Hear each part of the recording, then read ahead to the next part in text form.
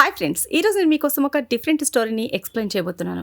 కన్న కూతురు ప్రేమించిన అబ్బాయితోనే తల్లి అక్రమ సంబంధం పెట్టుకుంది. తన మాయలో పడేసి తల్లిని కూతుర్ని ఇద్దరిని వాడుకున్న కిరాతక ప్రేమికుడు తన గుడ్డి ప్రేమకు అడ్డొస్తుందని కన్న కూతుర్ని కడతీర్చిన కసాయి తల్లి. ఈ సినిమా క్లైమాక్స్ చూస్తే మీ రక్తం మరిగిపోతుంది. ఇంతకీ ఆ తల్లి తన కూతుర్ని ఎలా చంపింది, ఆ అబ్బాయి వేసిన ప్లాన్ ఏంటో తెలుసుకోవాలంటే ఫుల్ మూవీ చూడాల్సిందే. మూవీ స్టార్టింగ్ లో ఒక ఫోన్ కాల్ వస్తుంది. స్కూల్ టీచర్ గా పనిచేసే ఆశ ఫోన్ మాట్లాడి తాను వస్తున్నానని చెప్తుంది. మరోవైపు మీరా స్కూల్కు వెళ్ళడానికి సిద్ధమవుతూ ఉంటే ఆశ ఒక తల్లిగా తన కూతురి అవసరాలన్నీ దగ్గరుండి చూసుకుంటుంది. మీరాను ఆటో ఎక్కించి స్కూల్కు పంపిస్తుంది. ఆశ భర్త సుధీర్ ఒక రైటర్. కానీ వీళ్ళిద్దరి మధ్య మాటలు చాలా తక్కువగా ఉంటాయి. ఇంట్లో ఆర్థిక ఇబ్బందులు ఉన్నాయని మనకు స్పష్టంగా అర్థమవుతుంది. ఆశ స్కూల్కు వెళ్లే దారిలో ఒక హోటల్ దగ్గర ఆగుతుంది. తాను ఇంట్లో తయారు చేసిన పచ్చలను అమ్మడానికి అక్కడికి వెళ్తుంది. అక్కడ బేరసారాల తర్వాత 225 రూపాయలకు ఒప్పందం కుదురుతుంది. ఆ హోటల్ యజమాని వచ్చే వారం మరో 10 బాటిళ్లు తీసుకురమని చెప్తాడు. దీన్ని బట్టి ఆశ కేవలం టీచర్గానే కాకుండా ఇల్లు గడవటానికి కుట్టు మిషన్ పనులు, పచ్చళ్ళు అమ్మడం వంటి పనులు కూడా చేస్తుందని మనకు అర్థమవుతుంది. స్కూల్కు వెళ్ళాక ఆశ అక్కడ ఏడుస్తున్న ఒక చిన్న పాపను ప్రేమగా దగ్గరకు తీసుకుంటుంది. ఆ పాప తల్లితో మీరు వెళ్ళండి, నేను చూసుకుంటాను అని చెప్పి లోపలికి తీసుకెళ్తుంది. స్కూల్లో పిల్లలకి రైమ్స్ చెప్తూ పాటలు పాడుతూ వాళ్లతో ఎంతో ఆత్మీయంగా కలిసిపోతుంది. రాత్రిపూట ఆశ మీరా గాఢ నిద్రలో ఉన్నప్పుడు పైనుంచి వింత శబ్దాలు వినిపిస్తాయి. ఇద్దరూ భయపడి చేతిలో కర్ర పట్టుకుని సుధీర్ గదికి వెళ్తారు. సుధీర్ కూడా నిద్రలేచి వస్తాడు. కాసేపు భయపడిన తర్వాత ఆ శబ్దాలు దొంగల వల్ల కాదు, ఇంట్లో తిరుగుతున్న ఎలుకల వల్ల వస్తున్నాయని వాళ్ళకి అర్థమవుతుంది. ఆశ కోపంతో సుధీర్పై కేకలు వేస్తుంది. ఎన్నిసార్లు చెప్పాలి, ఈ ఎలుకల గురించి ఏదైనా చేయమని అని విసుక్కుంటుంది. సుధీర్ కూడా సర్ది చెప్తూ ప్రయత్నిస్తున్నాను, కానీ అవి అదుపులోకి రావడం లేదని సమాధానం ఇస్తాడు. మీరాకు భరతనాట్యం నేర్చుకోవాలని ఆసక్తి ఉండటంతో ఆశ ఆమెను డ్యాన్స్ క్లాసులో చేర్పిస్తుంది. క్లాస్లో మీరా డ్యాన్స్ చేస్తున్నప్పుడు ఆశ కూడా పక్కన నిలబడి ఆ స్టెప్పులను అనుకరిస్తుంది. అది చూసి అక్కడ టీచర్ నవ్వుతూ ఉంటుంది. ప్రతిరోజు మీరాను డ్యాన్స్ క్లాసులకు తీసుకెళ్లడం, మళ్ళీ తీసుకురావడం గమనిస్తే ఆశ ఒక తల్లి కంటే తన కూతురికి మంచి స్నేహితురాలిగా కనిపిస్తుంది. ఒకరోజు స్కూల్లో పేరెంట్స్ మీటింగ్ జరుగుతుంది. ప్రిన్సిపల్ మాట్లాడుతూ మీరాకు గతంలో కంటే ఈసారి మార్కులు తగ్గాయని చెప్తారు. మార్కులు మరీ తక్కువేమీ కావు, కానీ ఆమెపై పెట్టుకున్న నమ్మకం కంటే తక్కువే వచ్చాయని అంటారు. ఇది విన్న ఆశ కంగారు పడుతుంది. మీరా మాత్రం వచ్చేసారి అంతా సరిచేసుకుంటారని చెప్తుంది. మరొక టీచర్ కూడా మీరా తెలివైన అమ్మాయిని ఆశకు భరోసా ఇస్తారు. సాయంత్రం మీరా ఇంటికి వచ్చేసరికి తన అమ్మ నీరసంగా దిగులుగా పడుకుని ఉండటం చూస్తుంది. ఏమైందమ్మా, నీకు ఒంట్లో బాలేదా అని మీరా అడుగుతుంది. కానీ ఆశ ఏమీ లేదని తప్పించుకుంటుంది. మీరా పదే పదే అడిగేసరికి ఆశ తన మనసులో మాట బయట పెడుతుంది. నేను నీ గురించి ఇంత జాగ్రత్త తీసుకుంటున్నాను కదా, మరి మార్కులు ఎందుకు తగ్గాయని ప్రశ్నిస్తుంది. అమ్మ కేవలం ఒక టెస్ట్ మాత్రమే సరిగ్గా రాయలేదు, వచ్చేసరి ఖచ్చితంగా మంచి మార్కులు తెచ్చుకుంటానని మీరా నచ్చజెప్తుంది. అప్పుడు ఆశ నేరుగా ఒక ప్రశ్న వేస్తుంది. నువ్వు నా దగ్గర దాస్తున్నావా, ఇంకేదైనా విషయం ఉందా అని అడుగుతుంది. మీరా లేదని మొండిగా చెప్పేస్తుంది. సరిగ్గా అదే సమయంలో అకస్మాత్తుగా ఒక ఫోన్ రింగ్ అవుతుంది. ఆ ఫోన్ శబ్దం ఆశది కాదు, అటు సుధీర్ది కూడా కాదు. ఆ శబ్దం ఎక్కడి నుండి వస్తుందో అర్థం కాక ఆశ ఆశ్చర్యపోతుంది. అదే క్షణంలో మీరా వేగంగా తన గదిలోకి పరిగెడుతుంది. నిజానికి ఆమె ఒక ఫోన్ను రహస్యంగా దాచి ఉంచుతుంది. ఈ ఫోన్ ఎవరిది అని ఆశ గట్టిగా అరుస్తుంది. మీరా ఆ ఫోన్ను తన తల్లికి దొరకకుండా లాక్కునే ప్రయత్నం చేస్తూ అందులో ఉన్న ఏదో సమాచారాన్ని వేగంగా డిలీట్ చేయాలని చూస్తుంది. ఆశ ఆ ఫోన్ తీసుకోవాలని ముందుకు వెళ్లేసరికి మీరా కోపంతో ఆ ఫోను నేలకేసి కొట్టి పగలగొడుతుంది. ఇది చూసి ఆశ ఒక్కసారిగా షాక్కి గురవుతుంది. ఆ ఫోన్లో మీరా ఏదో పెద్ద విషయాన్ని దాస్తోందని ఆశకు గట్టి నమ్మకం కలుగుతుంది. మీరా ఒక మూలన కూర్చుని ఏడవడం మొదలు పెడుతుంది. అయితే కోపంతో అడిగితే నిజం రాదని, ప్రేమగా అడిగితేనే అసలు విషయం తెలుస్తుందని ఆశ గ్రహిస్తుంది. మరోవైపు సుధీర్ తన స్నేహితులతో కలిసి మద్యం తాగుతూ ఉంటాడు. ఒకప్పుడు టీచర్గా పనిచేసిన సుధీర్ ఇప్పుడు కేవలం ఒక గొప్ప రైటర్ కావాలని కలలు కంటాడు. పుస్తకాలైతే రాస్తాడు, కానీ వాటి వల్ల రూపాయి ఆదాయం ఉండదు. తాను రాసే తదుపరి పుస్తకం ఖచ్చితంగా హిట్ అవుతుందని, అప్పుడు తమ జీవితం మారిపోతుందని తాగిన మత్తులో తన స్నేహితులతో చెప్తూ ఉంటాడు. కానీ అతను నెలల తరబడి ఇదే మాట చెప్తూ ఉండటంతో స్నేహితులు ఆ మాటల్ని పెద్దగా పట్టించుకోరు. మరోవైపు ఇంట్లో ఆశ మీరాతో ప్రేమగా మాట్లాడి అసలు నిజాన్ని తెలుసుకునే ప్రయత్నం చేస్తుంది. ఒక అబ్బాయి ఉన్నాడని, అతను తన స్నేహితురాలి అన్నయ్య అని, కేవలం మామూలుగానే మాట్లాడుకుంటామని మీరా చెప్తుంది. మరి ఫోన్ ఎందుకు పగలగొట్టావని ఆశ అడగ్గా, నువ్వు అనవసరంగా టెన్షన్ పడతావని భయపడి అలా చేశాను అని మీరా సమాధానమిస్తుంది. ఇకపై కేవలం చదువు మీద మాత్రమే దృష్టి పెడతానని మీరా ప్రామిస్ చేస్తుంది. ఆశ ఆమెను నమ్మినప్పటికీ ఒక తల్లిగా ఆ అబ్బాయి నెంబర్ అడిగి తీసుకుంటుంది. తన దగ్గర ఉన్న చిన్న ఫోన్లో ఆ నెంబర్ని సేవ్ చేసుకుంటుంది. కానీ ఆమె మనసులో ఏదో తెలియని భయం మాత్రం అలాగే ఉండిపోతుంది. మరుసటి రోజు ఉదయం మీరా తన తల్లిపై కాస్త అసహనంగా ఉండి మాట్లాడకుండా స్కూలుకు వెళ్ళిపోతుంది. ఆశ ఈ విషయం గురించి సుధీర్తో మాట్లాడదామని అనుకుంటుంది. కానీ అతను తన రచనల్లో మునిగిపోయి ఉంటాడు. కొన్ని రోజుల తర్వాత ఆశ ఒక కొత్త స్మార్ట్ ఫోన్ కొంటుంది. స్కూల్లో తన సహోద్యోగి ఆ ఫోన్ను చూసి మెచ్చుకుంటుంది. అక్కడ పనిచేసే ఒక కుర్రాడు ఆశకు వాట్సాప్, ఫేస్బుక్ ఎలా వాడాలో నేర్పిస్తాడు. సాయంత్రం మీరా ఇంటికి రాగానే తన అమ్మ కొత్త ఫోన్ వాడుతుండటం చూసి ఆశ్చర్యపోతుంది. ఆమె తన తల్లికి సెల్ఫీలు తీసుకోవడం నేర్పించి ఫేస్బుక్ అకౌంట్ కూడా క్రియేట్ చేసిస్తుంది.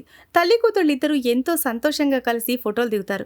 అయితే మరోవైపు మీరా ట్యూషన్కు వెళ్తున్న సమయంలో అఖిల్ అనే అబ్బాయి ఆమెతో మాట్లాడడానికి వస్తాడు. మీరా ఆ అబ్బాయితో ఇక మాట్లాడటం సరికాదని ఖచ్చితంగా చెప్పేస్తుంది. అఖిల్ తనను ఒకసారి కేఫ్కు రమ్మని పిలిచినా మీరా వెళ్ళడానికి నిరాకరిస్తుంది.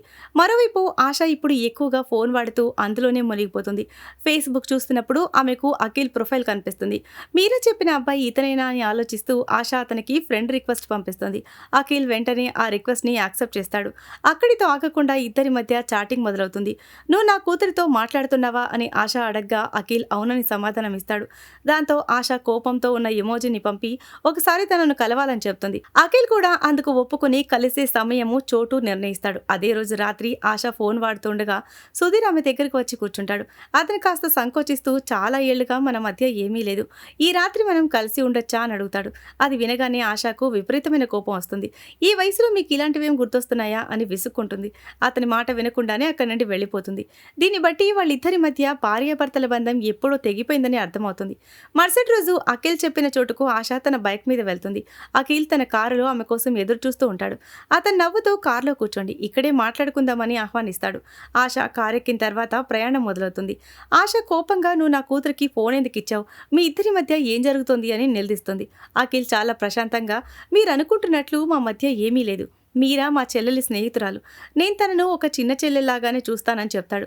ఆ మాట విన్నాక ఆశ మనసు కుదుట పడుతుంది. నేను అనవసరంగా భయపడ్డాను అని ఊపిరి పీల్చుకుంటుంది.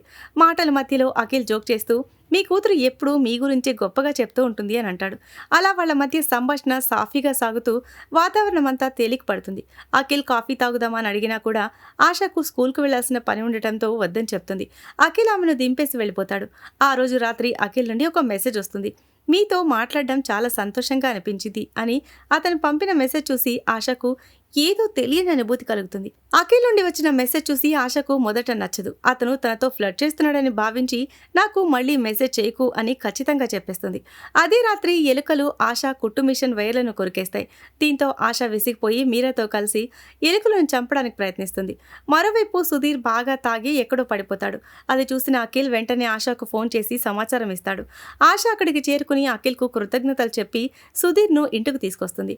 మరుసటి రోజు స్కూల్లో ఉన్నప్పుడు అఖిల్ ఫోన్ చేసి ఇప్పుడంతా బానే ఉందా అని అడుగుతాడు. ఆమె ఇది రోజు ఉండేదే, సహాయం చేసినందుకు థ్యాంక్స్ అని చెప్తుంది.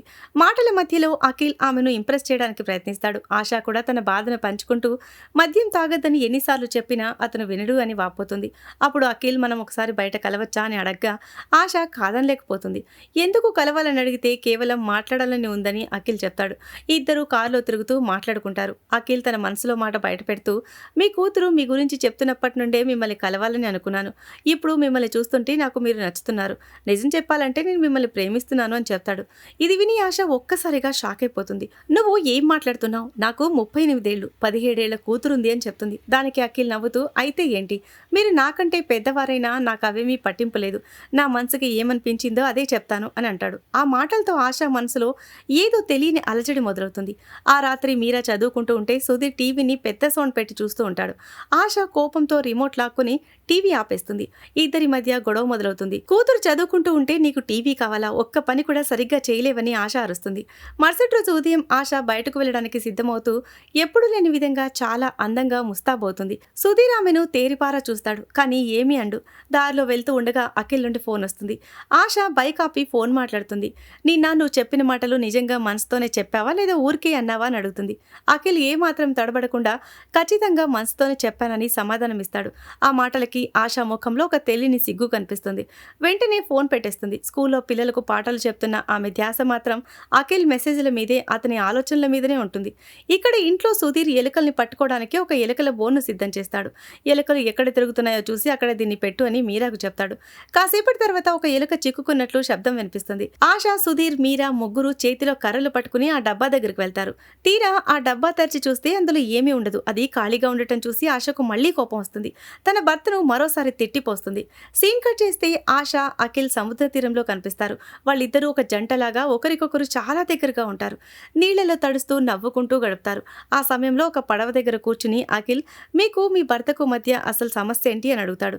ఆశ మొదటిసారి తన మనసు విప్పి తన గతాన్ని చెబుతుంది. సుధీర్ తాను ప్రేమించి పెళ్లి చేసుకున్నామని, కానీ సుధీర్ టీచర్ ఉద్యోగం పోయాక వేరే పని వెతుక్కోకుండా కేవలం పుస్తకాలు రాయడం మీదే దృష్టి పెట్టాడని వివరిస్తుంది. ఆ పుస్తకాలు అచ్చు వేయించడానికి చేసిన అప్పులు తీర్చలేకపోయారని, దాంతో సుధీర్ క్రమంగా మద్యానికి బానిసయ్యాడని చెప్తుంది. ఆ అప్పు ఇచ్చిన వ్యక్తి ఇంటికి వచ్చి అసభ్యంగా మాట్లాడేవాడని, చివరికి తన నగలమ్మి ఆ అప్పు తీర్చానని ఆవేదన వ్యక్తం చేస్తుంది. అప్పటి నుండి తమ మధ్య దూరం పెరిగిందని చెప్తూ ఉంటే ఆశ కళ్లల్లో నీళ్లు తిరుగుతాయి.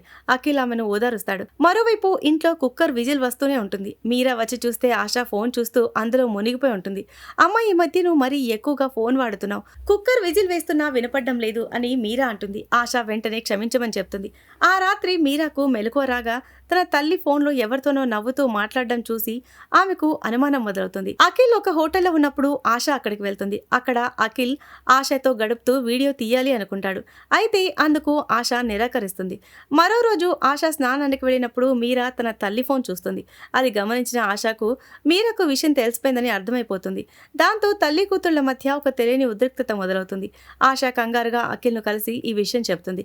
మీరా తనకు కూడా ఫోన్ చేసిందని అఖిల్ అంటాడు. ఆ రాత్రి మీరా తన తండ్రితో ఏదో సీరియస్గా మాట్లాడుతుండటం చూసి ఆశ భయపడుతుంది. మరుసటి రోజు స్కూల్లో ఆశ స్నేహితురాలు ఆమెను హెచ్చరిస్తుంది. నీ కూతురు నాకంతా చెప్పింది, నువ్వు చేస్తున్నది సరైందేనా అని అడుగుతుంది. ఆ ఒత్తిడిలో బైక్ నడుపుతున్న ఆశకు ప్రమాదం జరుగుతుంది. ఇంటికి వెళ్ళాక ఆమె చేతికి ఉన్న కట్టు చూసి మీరా కోపం కరిగిపోతుంది. తల్లిపై జాలితో మీరా మళ్ళీ మామూలుగా మాట్లాడుతుంది. ఇద్దరి మధ్య మళ్ళీ సన్నిహిత్యం పెరుగుతుంది. ఆశ మీరా కోసం ఐస్ క్రీమ్ తీసుకొచ్చి ఇకపై అంతా బాగుంటుంది, మునుపటిలా మాట్లాడుకుందామని చెప్తుంది. మీరా కూడా అందుకు సంతోషంగా ఒప్పుకుంటుంది. కానీ అదే రాత్రి సుధీర్ మళ్ళీ తాగింటికొస్తాడు. అతన్ని ఆ స్థితిలో చూసిన ఆశకు అసహ్యం, కోపం ఇంకా పెరుగుతాయి. ఇలాంటి వ్యక్తితో నేను జీవితాంతం కలిసి ఉండాలా అనే ప్రశ్న ఆమెను వేధిస్తుంది. సరిగ్గా అదే సమయంలో మీరాకు కడుపులో భయంకరమైన నొప్పి మొదలవుతుంది. ఆశ కంగారుగా సుధీర్ను నిద్రలేపి రాత్రికి రాత్రే మీరాను హాస్పిటల్కు తీసుకువెళ్తారు. ఉదయానికి మీరా ఆరోగ్యం కాస్త కుదుట పడుతుంది. కానీ ఆమె ఏమీ తినలేకపోతుంది. సుధీర్ గంజి పట్టిస్తూ ఉంటాడు. మీరా కోలుకున్నట్లు అనిపించడంతో ఆమెను స్కూల్కు పంపిస్తారు. అయితే స్కూల్లో అకస్మాత్తుగా మీరా ఆరోగ్యం మళ్లీ క్షీణిస్తుంది. ఆమె స్పృహ తప్పి పడిపోతుంది. స్కూల్ నుండి సుధీర్కు వెంటనే ఫోన్ వెళ్తుంది. సుధీర్ అంబులెన్స్తో హాస్పిటల్కు చేరుకుని ఆశను కూడా త్వరగా రమ్మని పిలుస్తాడు. ఇది వినగానే ఆశ కంగారు పడి పనులన్నీ వదిలేసి హాస్పిటల్కి పరుగులు తీస్తుంది. అక్కడ డాక్టర్లు మీరాకు చికిత్స చేస్తూ ఉంటారు. తల్లిదండ్రులు ఇద్దరూ భయంతో వణికిపోతూ ఉంటారు. అప్పుడే డాక్టర్ బయటకొచ్చి వాళ్ల కాళ్ళ కింద భూమి కదిలిపోయే వార్త చెప్తాడు. మీరా ఇక ఈ లోకంలో లేదు. డాక్టర్స్ మీరా చనిపోయిందని నిర్ధారిస్తారు. అకస్మాత్తుగా జరిగిన ఈ మరణంతో ఆశా, సుధీర్ పూర్తిగా కుంగిపోతారు. ఇద్దరూ బోరున ఏడుస్తారు. చుట్టుపక్కల వాళ్ళు కూడా బాధపడుతూ వాళ్ళ ఇంటికి చేరుకుంటారు. సుధీర్ తన భార్యను ఓదార్చడానికి ప్రయత్నిస్తాడు. సరిగ్గా అప్పుడే అఖిల్ అక్కడికి వస్తాడు. అఖిల్ గతంలో తనకు సహాయం చేసిన విషయం గుర్తుండి సుధీర్ అతన్ని లోపలికి ఆహ్వానిస్తాడు. అఖిల్ మొదట ఆశా దగ్గరకు వెళ్లి నీ బాధ నేను అర్థం చేసుకోగలను, అంతా సర్దుకుంటుంది అని చెప్తాడు. ఆ తర్వాత సుధీర్కు కూడా ధైర్యం చెప్పి అక్కడి నుండి వెళ్ళిపోతాడు. అదే రాత్రి సుధీర్ మద్యం తాగి ఇంటికి వస్తాడు. కూతురి జ్ఞాపకార్థం ఈ రోజు తాగానని చెబుతూ ఆశకు మీరా ఫోటో చూపిస్తాడు. ఇద్దరు ఆ ఫోటో చూసి మళ్ళీ కన్నీళ్లు పెట్టుకుంటారు. కొన్ని రోజుల తర్వాత ఆశ ఇల్లు సర్దుతూ ఉంటే ఆమెకు ఒక మెమరీ కార్డ్ దొరుకుతుంది. మీరా ఫోన్ పగిలినప్పుడు బహుశా ఈ కార్డ్ అక్కడే పడిపోయి ఉంటుందని ఆమెకు గుర్తుకొస్తుంది. ఆ కార్డును ఫోన్లో వేసి చూడగా అందులో ఉన్న విషయాలు చూసి ఆశ నిజంగానే షాక్ అయిపోతుంది. అఖిల్ తనను ఎలాగైతే వలలో వేసుకున్నాడో అలాగే తన కూతురు మీరాను కూడా మోసం చేశాడని ఆ వీడియోల ద్వారా తెలుస్తుంది. మీరా తన తల్లితో అఖిల్ అన్నయ్య అని అబద్ధం చెప్పింది. అలాగే అఖిల్ కూడా మీరా తనకు చెల్లెలని అబద్ధం చెప్పాడు. కానీ నిజానికి మీరాతో కూడా అతను అలాగే ప్రవర్తించాడు. ఆ వ్యక్తి తల్లిని, కూతుర్ని ఇద్దరినీ మోసం చేశాడని ఆశకు అర్థమైపోతుంది. ఈ నిజం తెలిసాక ఆమె పిచ్చిదానిలాగా తన కూతురి ఫోటో దగ్గరికి వెళ్లి బోర్న విలపిస్తుంది. మీరాను ఇంటి పక్కనే ఖననం చేస్తారు. ఆశ అక్కడికి వెళ్ళి గుండెలు పగిలేలా ఏడుస్తుంది. సరిగ్గా ఇక్కడే కథలో ఒక భయంకరమైన నిజం బయటపడుతుంది. ఆశ ఏడుస్తున్నది కేవలం కూతుర్ని కోల్పోయిన బాధలో మాత్రమే కాదు. నిజానికి మీరాను చావులోకి నెట్టింది ఆశనే. అఖిల్ తనను ప్రేమిస్తున్నాడని, తన ప్రేమకు కూతురు అడ్డంగా మారుతుందని ఆశ భావించింది. అందుకే తన ప్రేమను దక్కించుకోవడానికి ఒక విషపూరితమైన మందును కొని మీరాకిచ్చింది. ఆ మందు ఒక మోతాదులో ఇస్తే ఫుడ్ పాయిజనింగ్ లాగా పనిచేస్తుందని ఆమెకు తెలుసు. ఏ రోజైతే మీరా కోసం ఐస్ క్రీమ్ తీసుకొచ్చిందో అందులోనే ఆ మందు కలిపి ఇచ్చింది. కూతురు అడ్డు తొలగితే తన భర్తను వదిలేసి అఖిల్తో హాయిగా ఉండొచ్చని ఆశ ప్లాన్ వేసింది. అఖిల్ కూడా అలాగే నమ్మించాడు. కానీ ఒక మోసగాడి మాటలు నమ్మి కన్న కూతురి ప్రాణాలు తీసిన ఆశకు బయట పోలీసుల జీపు శబ్దం వినిపిస్తుంది. పోలీసులకు అసలు నిజం తెలిసిపోయింది. సుధీర్కి కూడా అసలు విషయం అర్థమైపోతుంది. అతను ఆశపై తీవ్రమైన కోపంతో విరుచుకుపడతాడు. కానీ సరిగ్గా అదే సమయంలో పోలీసులు మధ్యలోకి వచ్చి ఆశను అరెస్ట్ చేస్తారు. అయితే అప్పుడే అకస్మాత్తుగా ఆశ కళ్ళు తెరుస్తుంది. అంటే ఇదంతా ఒక భయంకరమైన కళ అని ఆమె తెలుసుకుంటుంది. అలా ఆమె భయంతో వణికిపోతుంది. కానీ వెంటనే టీవీలో ఒక వార్త వస్తుంది. ఈసారి అది కళ కాదు, పచ్చి నిజం. అఖిల్ని అతని స్నేహితులను పోలీసులు అరెస్ట్ చేశారని ఆ వార్తలు చెప్తూ ఉంటారు. వాళ్ళు అమ్మాయిలన్నీ మోసగించి వాళ్ళ అసభ్యకరమైన వీడియోలు తీస్తూ రకరకాల అక్రమాలకు పాల్పడుతున్నారని తెలుస్తుంది. ఇది చూసిన ఆశ పూర్తిగా కుంగిపోతుంది. ఒక నీచమైన వ్యక్తి కోసం తాను ఎంతటి ఘోరానికి ఒడిగట్టానో తలుచుకుని బాధపడుతుంది. అప్పుడే ఆమెకు మళ్ళీ ఎలుకల శబ్దం వినిపిస్తుంది. కానీ ఇప్పుడు ఆ శబ్దం కేవలం భయం కాదు, ఆమె చేసిన నేరానికి గుర్తుగా ఆమెను వెంటాడుతూ ఉంటుంది. లోకం దృష్టిలో మీరా మరణం ఒక అనారోగ్యం మాత్రమే. ఎవరికీ ఆశపై అనుమానం లేదు. కానీ ఆ పశ్చాత్తాపం, ఆ అపరాధ భావం ఆమెను జీవితాంతం లోపల దహించి వేస్తూనే ఉంటుంది. ఆ భయం, పశ్చాత్తాపం, ఎలుకల వింత శబ్దాల మధ్య ఈ సినిమా ముగుస్తుంది. ఈ కథలో భయంకరమైనది చీకటో భయమో మరేదో కాదు, మనిషిలోని స్వార్థం, గుడ్డి ప్రేమ. సో ఇది ఫ్రెండ్స్ ఇవాల్టి స్టోరీ. ఈ స్టోరీ కనుక మీకు నచ్చినట్లయితే మరికొన్ని ఇలాంటి ఇంట్రెస్టింగ్ స్టోరీస్ కోసం ఛానల్ని సబ్స్క్రైబ్ చేయండి. అలాగే ఈ వీడియో కనుక మీకు నచ్చినట్లయితే వీడియో మీద ఉన్న హైప్ బటన్ని ప్రెస్ చేసి వీడియోని హైప్ చేయండి. Thanks for watching.